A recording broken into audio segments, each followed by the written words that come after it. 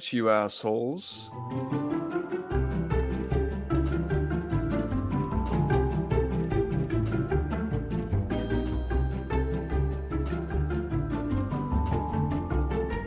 In writing terms, this is what we refer to as stoicism. A stoic character is one that's generally reserved and emotionally distant, the kind of person who bears their troubles and discomforts without too much complaining. It's a character type most commonly associated with traditional ideas of masculine behaviour. Why? Because that's how men generally act around each other. Now take a look at men in mainstream movies today, and pay attention to the same aspects that you looked at before.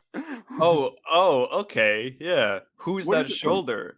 He's talking about the Stoic man, and Henry Cavill, who plays Geralt in the Witcher series, exactly fits his definition of the Stoic man. Why is he cutting around Geralt?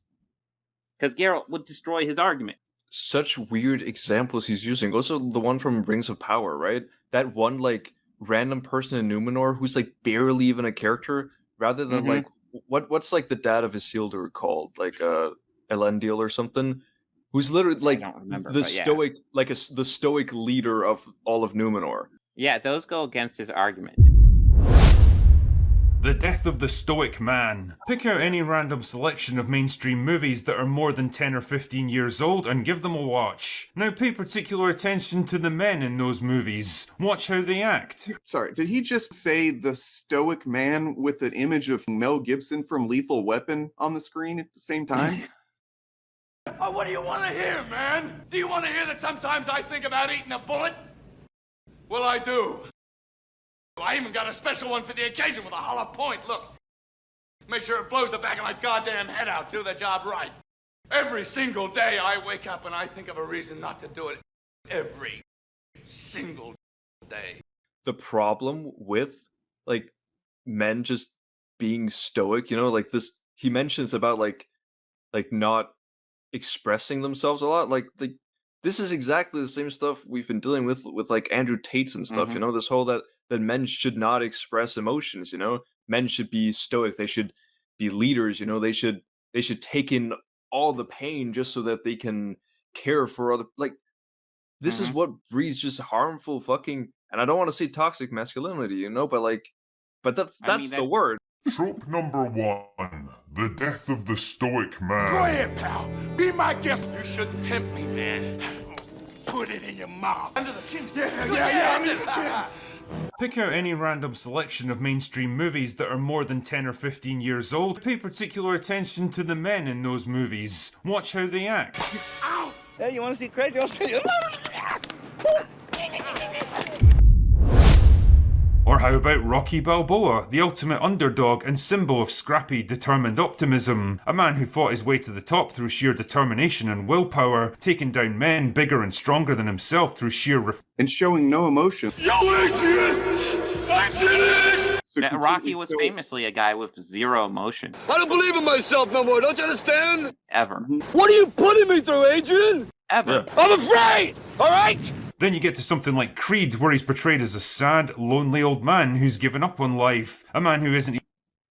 Because his wife is dead, he's an old man, Yeah. It's not the same situation. That's just where he starts. Does this guy not understand fucking character arcs?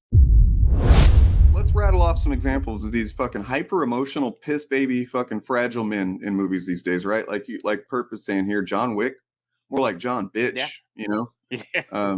He lost a dog. Fucking crying motherfucker. Gray man, more like gray woman. Am I right? Let's see if these moves fuck. Language. What you see on screen these days aren't really men in the normal sense. As for Jaskier, he's a character on The Witcher. The Witcher is a series starring Henry Cavill as Geralt of Rivia, who is a brave, stoic monster hunter. I don't know if any character fits the definition of male power fantasy better than him. The Drinker of course knows this because he purposefully chose this scene for his editing, or at least I hope he was paying attention while editing, but in this clip you see a shoulder in frame, and that shoulder is literally Geralt of fucking Rivia. The framing he does in this video is inherently dishonest. Which brings us to one of the most deceptive aspects of Critical Drinker's content: the many bizarre choices in his editing. Trope number 2, the deconstructed hero. Remember all those awesome, heroic male characters that you liked when you were growing up? Well, forget about them because they were never actually heroes in the first place, and modern Hollywood is determined to prove it to you. For example, as he talks about the stoic badass male heroes from a bygone era, we see Iron Man. This is bizarre for a couple of reasons. Yeah. Let this, god damn it, so fucking stupid. Yeah. He just showed Tony Stark, who is literally like a modern action hero. He is a modern, like, what the They're trying to destroy the heroes of our past, and I'm like, I really need some citation on that claim. What are you talking about? Iron Man, Tony Stark, is from the current era of film, despite his swan song in Avengers Endgame. Drinker even uses the phrase, all those awesome male heroes you liked when you were growing up, which is truly weird, as Drinker is around our age. We were adults when the first Iron Man film debuted, and this isn't the only video in which he gets very loose with the age range that he's speaking to, seemingly casting the widest possible net to catch as much of the coveted male 18 to 49 demographic as he possibly can. As awesome and badass as Iron Man is, and he is, stoic is not an accurate way to describe Tony Stark, of all people. Steve Rogers, sure. Captain America could be the picture in the dictionary next to stoic, but not Stark, who wears his anxiety on his sleeve, quips incessantly, often as a way to distract from his obviously overwhelmed emotional state. Peace. I love peace. I'll be out of a job with peace. Happy birthday. Thank you. I don't. Oh, that's my peeve, you know. Oh. Sorry. Handing things. Well, don't ever hand me. over as soon as possible. I don't like being handed things. Because I loved it. He doesn't like to be handed things. Yeah, I have a peeve. I got it. I don't like people handing me things. Just One thing I've proven is that you can count on me to pleasure myself. You ever lose knowledge that your whole life? prepared to lose a few with you. This usually works. Well, performance issues.